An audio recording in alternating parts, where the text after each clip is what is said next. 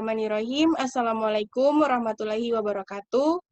Perkenalkan, kami dari kelompok 12, mahasiswa Ilmu Komunikasi, Fakultas Ilmu Sosial, Universitas Negeri Gorontalo, akan mempresentasikan materi kami, yaitu tentang kohesivitas kelompok dari mata kuliah Komunikasi Kelompok. Materi pertama akan dipaparkan oleh teman saya, Muhammad Fadilah.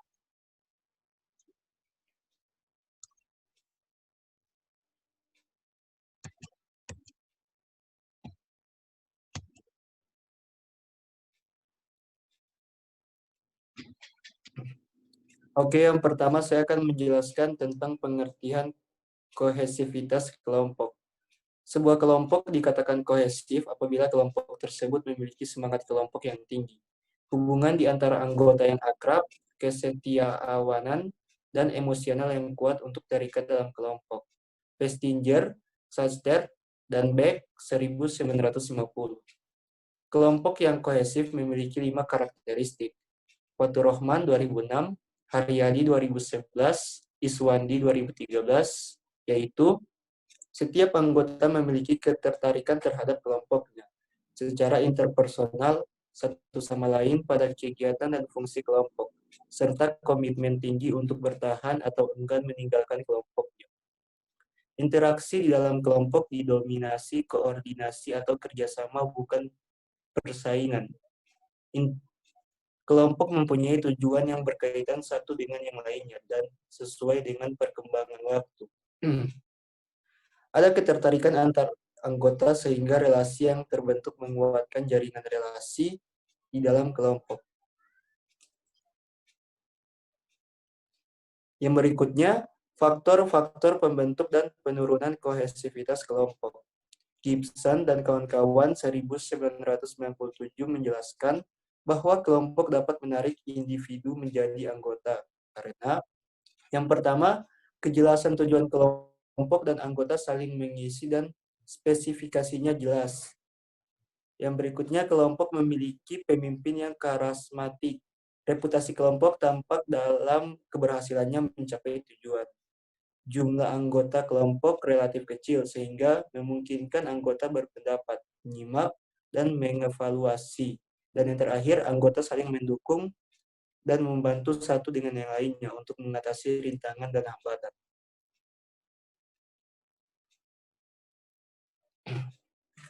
Yang berikutnya, saya akan menjelaskan yaitu beberapa faktor yang mempengaruhi kohesivitas kelompok. Robbins 2002, Haryadi 2011 adalah sejumlah usaha yang diperlukan untuk masuk kelompok, biaya yang besar untuk masuk kelompok menyebabkan ketertarikan anggota menjadi lebih besar. Lamanya waktu berada bersama dalam kelompok 3B, penerimaan di masa awal, ukuran kelompok yang anggotanya relatif sedikit cenderung lebih kohesif. Ancaman dari luar atau eksternal atau kompetisi dan produktivitas kelompok. Berikutnya, sedangkan faktor-faktor yang dapat menurunkan tingkat kohesivitas kelompok adalah antara lain. Pertama, ketidaksamaan tentang tujuan. Ketidaksamaan pandangan tentang tujuan dari para anggota kelompok dapat menimbulkan konflik. Apabila konflik tidak dapat dikendalikan, akan berimplikasi pada penurunan tingkat kohesivitas kelompok. Yang kedua, besarnya anggota kelompok. Semakin bertambah jumlah anggota kelompok, frekuensi interaksi di antara anggota kelompok rendah. Tingkat kohesivitas akan semakin menurun. Berikutnya akan dilanjutkan oleh teman saya. Baik, perkenalkan nama saya Nur Laila Paputungan. Saya akan melanjutkan materi, yaitu tentang dampak positif dan negatif kohesivitas kelompok. Kohesivitas kelompok memiliki beberapa dampak positif. Pertama, anggota kelompok yang kohesif memiliki kecenderungan untuk berkomunikasi lebih baik dibandingkan dengan anggota kelompok yang tidak kohesif. Hal ini berimplikasi pada kepuasan anggota dan mereka memiliki kecemasan dan ketegangan yang rendah. Shaw dan Shaw 1962. Namun demikian, kohesivitas kelompok juga dapat berdampak negatif. Yang pertama, kohesivitas yang tinggi dapat menyebabkan individu kehilangan jati dirinya atau deindividuasi. Yang kedua, anggota kelompok menjadikan kelompoknya paling hebat atau unggul melampaui kelompok manapun, sehingga berdampak pada etnosentrisme. Yang ketiga, pola pikir yang relatif sama di antara anggota akan menjadikan kelompok tidak memperhatikan opsi atau pilihan alternatif, atau pertimbangan lainnya yang ada. Kemudian dapat menimbulkan konformitas yang tinggi. Ini disebabkan setiap anggota akan berusaha untuk tetap tinggal di dalam kelompok dan mencegah anggota lain meninggalkan kelompok. Collins dan Ravens dalam Byrne dan kawan-kawan 2005.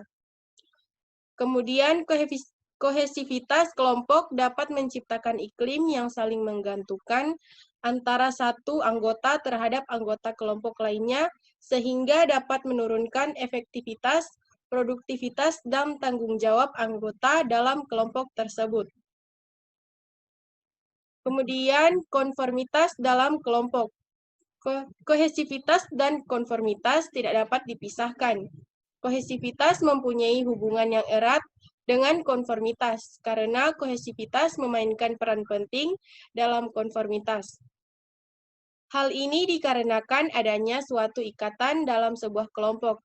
Jika sebuah kelompok sudah terbentuk, maka akan ada kohesivitas yang terbentuk pula.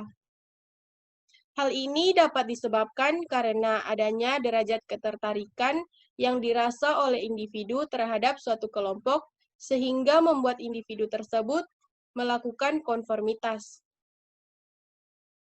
Konformitas adalah perubahan opini dan tingkah laku atau keyakinan belief individu sebagai hasil dari pengaruh sosial, pemikiran kelompok, rasa memiliki atau sense of belonging, dan norma sosial. Konformitas adalah merubah perilaku seseorang agar menjadi mirip dengan orang lain.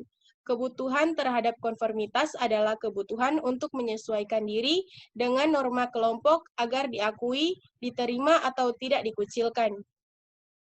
Terima kasih, itulah materi dari kelompok 12. Untuk yang teman-teman yang akan bertanya, silahkan di kolom komentar. Terima kasih. Wassalamualaikum warahmatullahi wabarakatuh.